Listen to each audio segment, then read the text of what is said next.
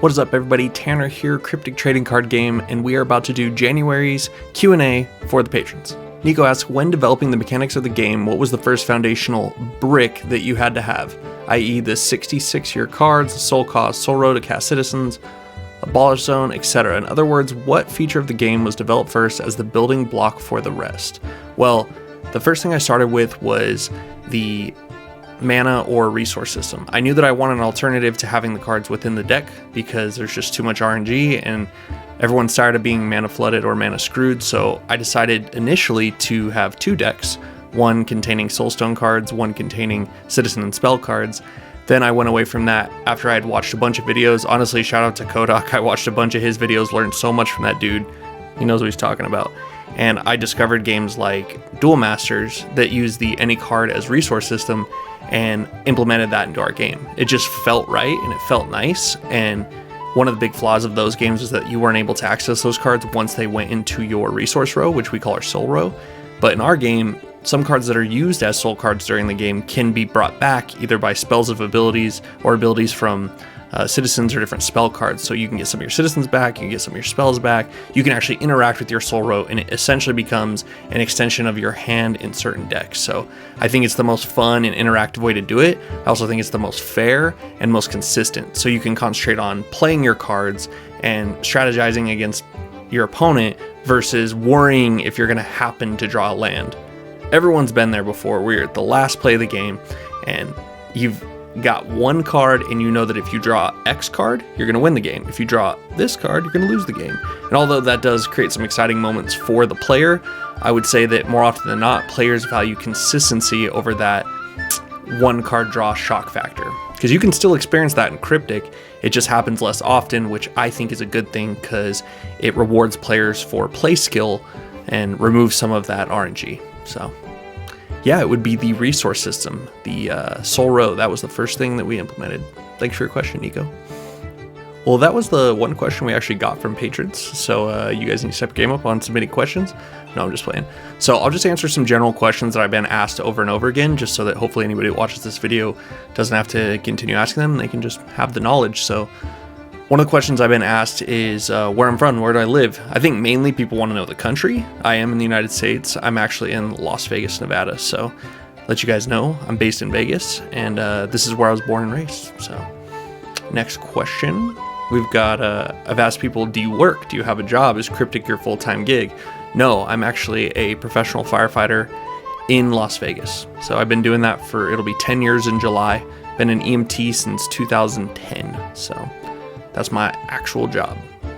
A lot of people will message me, I guess before looking at the website, or they don't see the how to play tab or whatever, and they ask me, can I play Kryptik? Can I print some cards out, or can I play online? And the answer right now is yes. You can play Kryptik on Tabletop Simulator via Steam, and I will put the link in the description so that you guys can easily follow that.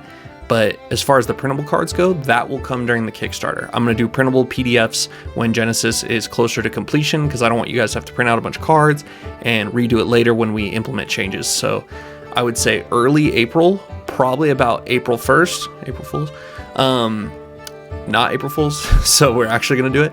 We're going to have a printable PDF of Genesis. So you guys can print out the cards, make proxies. You can put it over like Magic cards, Pokemon cards within a sleeve or whatever is easiest for you. And you'll be able to play the game physically in April. But for now, you can play on Tabletop Simulator. I update the cards every Sunday with detailed change notes so that you guys know how to change your decks. And yeah, that answers that question. You could play right now. I've been having people ask me a lot actually why we're waiting till the 15th of April to launch the Kickstarter. Essentially, I want Genesis to be done before we launch the Kickstarter, so at least to like 99% completion, where there may be a few here and there changes. I want the game to be mostly developed. So February 1st, I will be implementing a new reward system for playtesters, so you guys will be able to get some stuff on the website. I'll leave it at that for now. And you guys will be able to play games and submit results sheets with notes, and in exchange for those sheets, you will be rewarded. So we're going to be playing hundreds of games. I would assume that we could probably get a few hundred games in a week in February, and then the goal in March would be to get probably about 500 games a week in, so that we can have a couple thousand games going into the Kickstarter and really have Genesis dialed in. So we're waiting not only for that, but also I'm still commissioning 5 or 6 more art pieces for the cards. There's a couple placeholders within the card set right now, and we are developing the lore of Genesis. We have a detailed lore web established. My boy Dick Doc, aka my business partner Connor, is working on that as we speak, and the lore is extremely juicy. We want to integrate that into the cards, and we just want to have a nice polished product heading into Kickstarter. Whereas traditionally Kickstarter was known for, kickstarting an idea. In my mind and how I view and want to approach Kickstarter is more so for kickstarting a business, launching a business that already has an established idea, in this case an established game, people that can play it. You can see physical cards, people have already received physical cards, and I want that to be kind of our thing going into Kickstarters. We're the game that's already done, we just need the dough to do our first print run and go from there. So that's why we're waiting, and it also lines up perfectly for Collecticon Dallas, which I'll be in at the end of May, the 27th and 28th of May, I believe.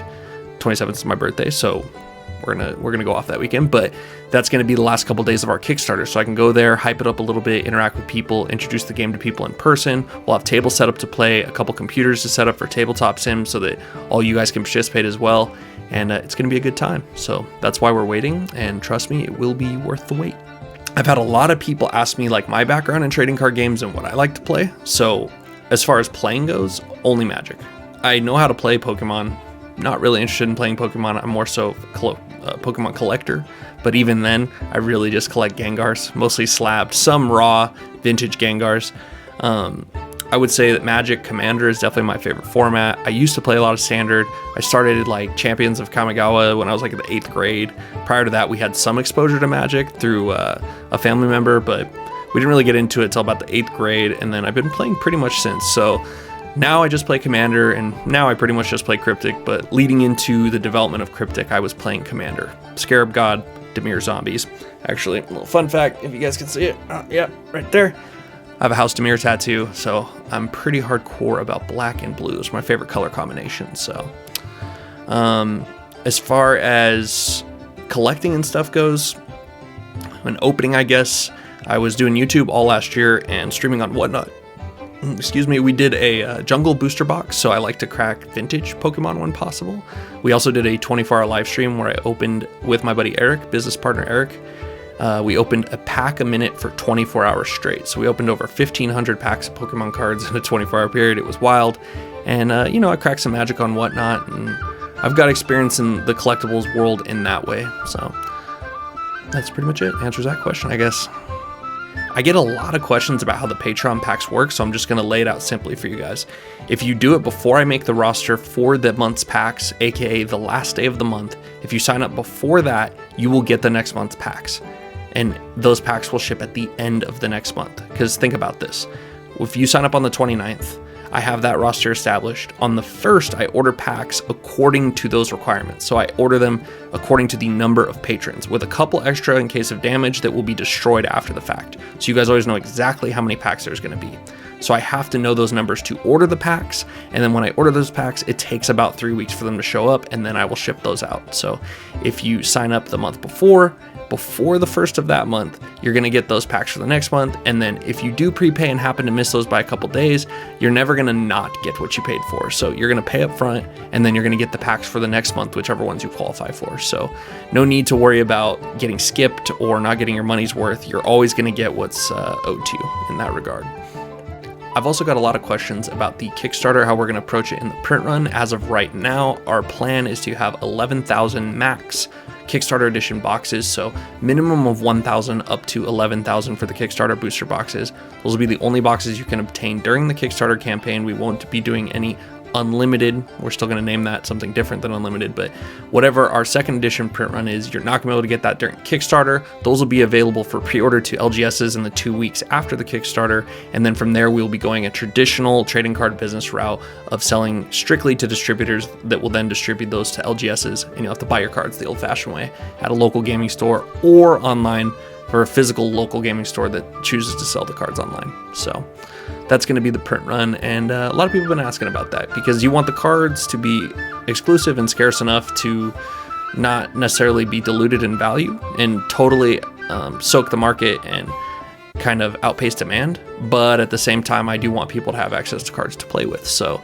It's a fine balance. We're trying to approach it with precision and trying to do right by everyone involved. So I have a decision-making process. I want to make a graphic of this. It'll be on the Kickstarter campaign of I consider every time I make a decision to do with this game, how's it going to affect the players? How's it going to affect the collectors? And how is it going to affect the overall view or reputation of the game? So I don't just willy-nilly do stuff. I don't just copy other games. If I take an idea that seems similar or is exactly like another game's idea, it's because I think it was really well executed and I respect that play. So I'm going to play off of that if I think it's appropriate. So thank you guys for joining. This was our first ever Q&A on YouTube, which is pretty cool. Patrons, next month, make sure you submit your questions. I'll pull it kind of towards the end of the month, and we'll do a February one, maybe one in between now and then if some questions stack up. And that's going to be it. Appreciate you guys watching, and I'll see you next time. Peace.